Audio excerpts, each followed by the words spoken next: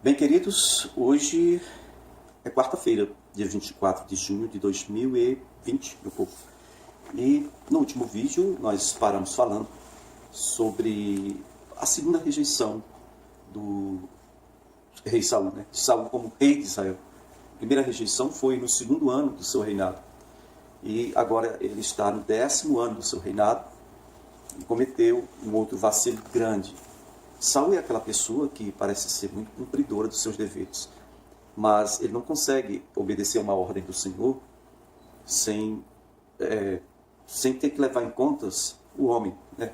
A primeira vez que ele errou foi por causa dos soldados. Os soldados estavam dispersando. Os soldados estavam com medo, estavam indo embora, os inimigos estavam apertando. Eu me sentia assim, eu me senti obrigado, Samuel, obrigado a fazer um sacrifício. Dessa vez foi a mesmíssima coisa. A ordem tinha sido muito clara: destrua tudo. Mas agora não, eles não quiseram preservar o melhor, né, daquela terra, dizendo que era para sacrificar o Senhor. Tá? Aí, quando paramos o último vídeo, na segunda-feira, ele dizia: não, é que eu obedeci. E Samuel disse: então, que barulho de ovelha aí, boi? Não, é só o seguinte, olha aí. Vamos lá. Primeiro livro de Samuel, capítulo 15, versículo 15. Ele vai dizer assim, olha a resposta do Saul. Os soldados os trouxeram dos amalequitas. Eles pouparam só o melhor das ovelhas, dos bois, para sacrificarem ao Senhor, o teu Deus. Mas eles destruíram totalmente o restante. Aí o Samuel diz: Saul, fique quieto, porque agora eu vou falar com você o que o Senhor me falou durante toda essa madrugada, durante toda essa noite. Deus falou comigo. E aí Saul diz: pode falar, Samuel.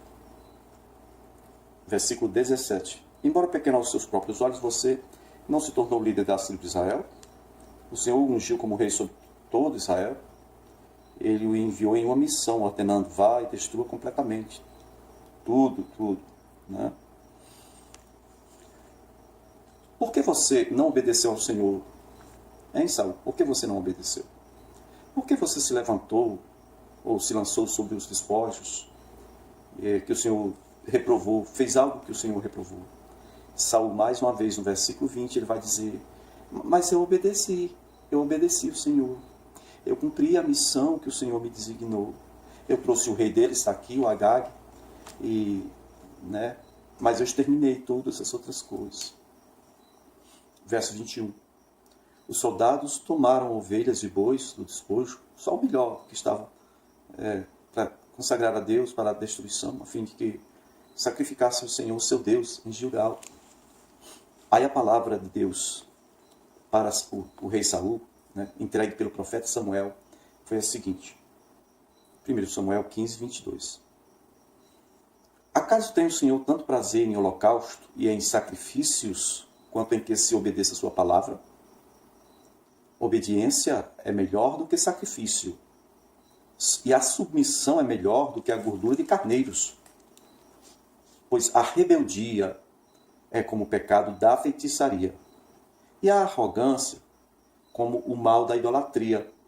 Assim como você rejeitou a palavra do Senhor, ele, o Senhor, também te rejeitou como rei.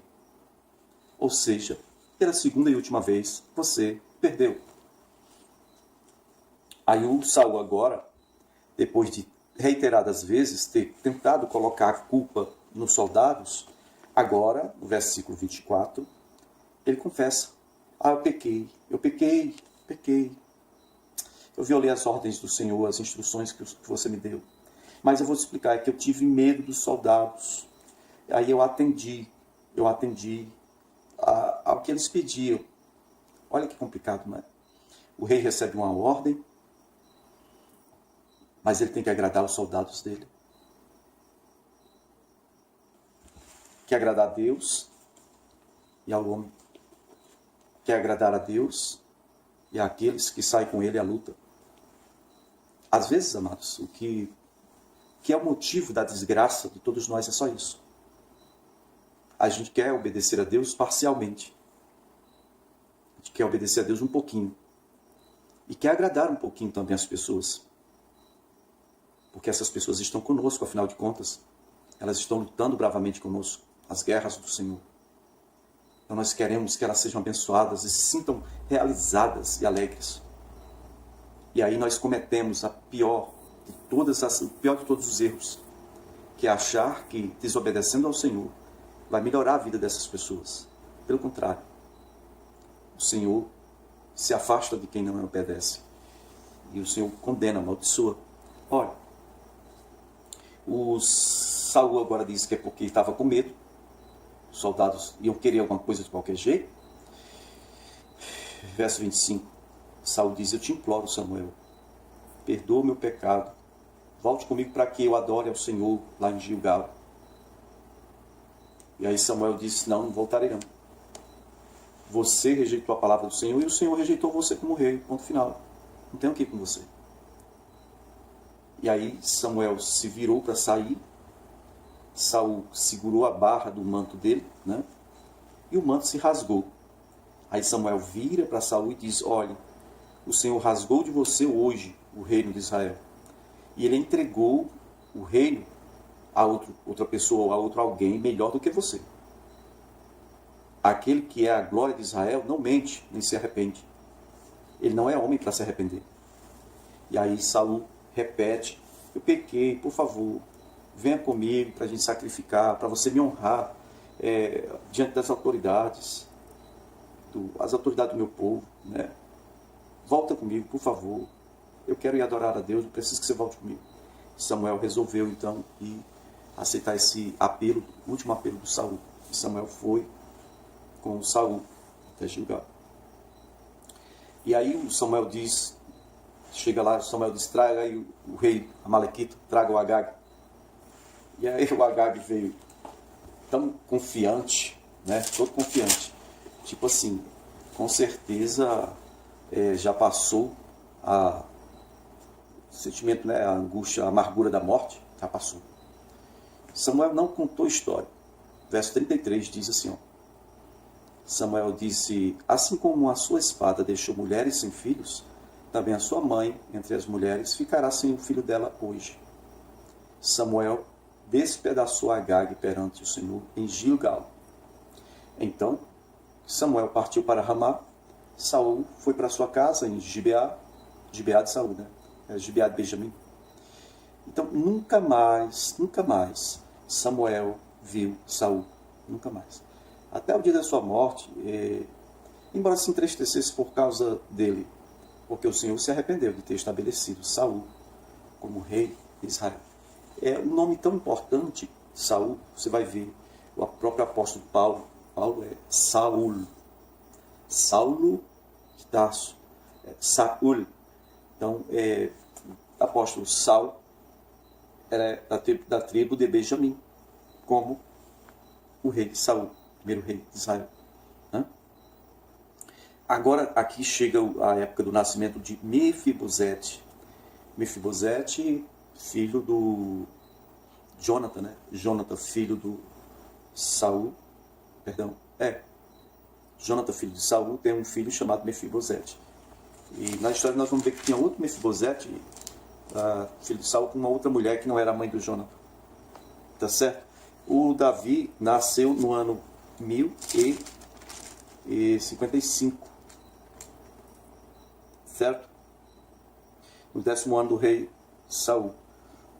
Aí 5 anos depois, o Davi tinha 5 anos, essa história em que o Saul é definitivamente rejeitado. Quando termina essa história, passa-se aí mais 15 anos. Tá? Certo? No caso, Davi está com 20 anos e agora nasce o Mefibosete, filho do Jonathan. Ok? Mefibosete nasce quando Davi está com 20 anos. O pai de Davi está com 121. Ok? E, então, aqui é isso. É isso. Vamos lá então. Vem o declínio de Saul e a ascensão de Davi, do ano 1030 a.C.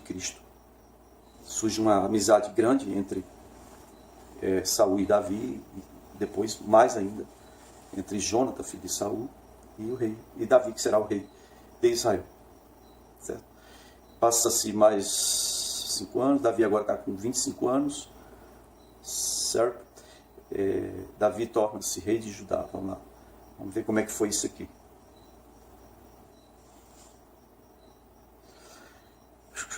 Primeira escolha de Davi, olha como é que foi. Veja bem. 1 Samuel capítulo 16, versículo 1. O Senhor disse a Samuel, até quando você irá se entristecer por causa de Saul? Eu o rejeitei como rei de Israel. Encha um chifre com óleo e vá a Belém. Eu o enviarei a Jessé. Eu escolhi um dos filhos dele para fazê-lo rei. Ok? Bom, então Samuel disse para o Senhor, né? Como eu posso ir até a casa de Jessé? O Saul vai ficar sabendo e vai me matar. Porque a última coisa que o Samuel tinha falado com o rei Saul era que o reino dele acabou, que Deus iria dar o reino para um outro melhor. Nunca mais Samuel esteve com Saul, né? O Senhor disse a Samuel, leve um novilho com você, diga que você está indo para fazer um sacrifício, aí convide Jessé para o sacrifício. Eu vou mostrar para você o que você deve fazer. E aí Samuel fez conforme a ordem do Senhor, e Samuel morava em Ramá, né? E foi até Belém. Belém fica um pouco abaixo de Jerusalém. As autoridades da cidade, quando souberam que Samuel estava chegando, saíram tremendo de medo, saíram tremendo as autoridades. Olha a autoridade de um homem de Deus. Eles saíram tremendo e perguntaram, tu vens em paz, Samuel? Samuel respondeu, sim, eu venho em paz. Eu vim sacrificar ao Senhor. Consagrem-se e venham ao sacrifício comigo. E ele chamou Jessé, os filhos do Jessé, chamou toda a casa de Jessé para o sacrifício. Aí chegaram lá, Samuel viu Eliabe, né, o primogênito de Jessé. Samuel olhou e disse, com certeza é esse cara aí. É esse que o Senhor quer ungir. Mas o Senhor disse para Samuel, não. Nem leve em conta a sua aparência, a sua altura, não. Eu rejeitei esse aí, não é esse aí não. Depois aparece um outro homem lá, o filho do Jessé, o Abinadab. Ele disse, não. O Senhor disse, não é esse aí não. Depois veio o Samar.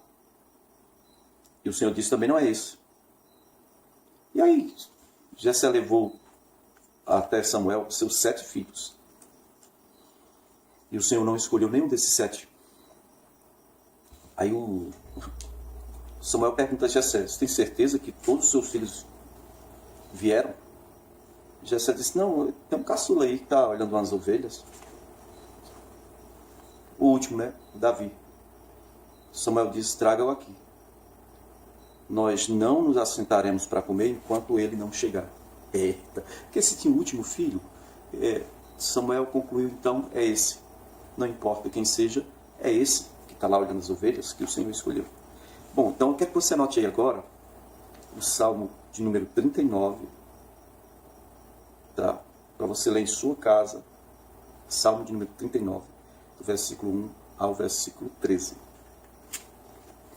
Bom, vamos lá. 1 Samuel 16, verso 12, diz que Jessé mandou chamar Davi, e ele era um ruivo, de olhos bonitos, de boa aparência. E o Senhor disse, Samuel, é esse aí, pode ungir. Samuel apanhou um chifre cheio de óleo e ungiu na presença dos seus irmãos.